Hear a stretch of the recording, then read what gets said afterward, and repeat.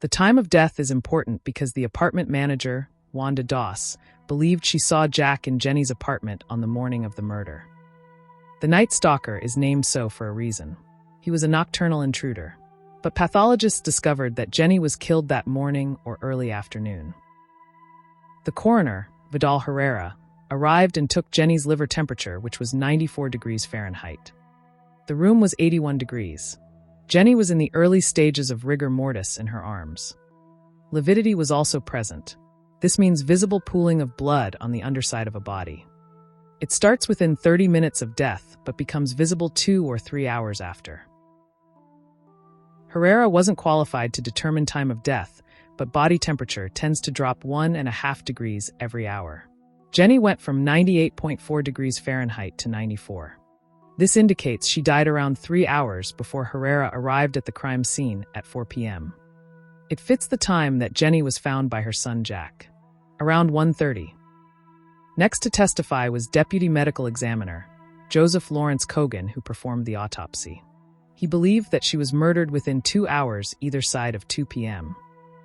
However, because Jennie's body was discovered at about 1:40 and police were in her home, she was presumably killed closer to 12 p.m.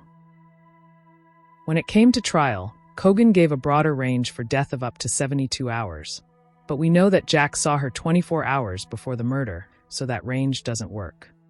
It is tempting to speculate that he was under pressure to present the possibility that the attack occurred during the night like the others. However, he did add new information about blanching, which happens only for a few hours after death.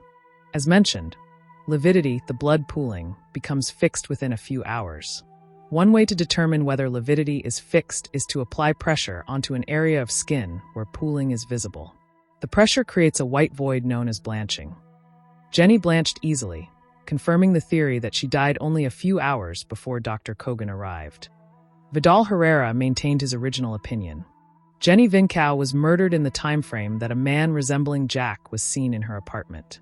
It's unlikely that anyone mistook Richard for him because newspapers described Jack's physique as burly.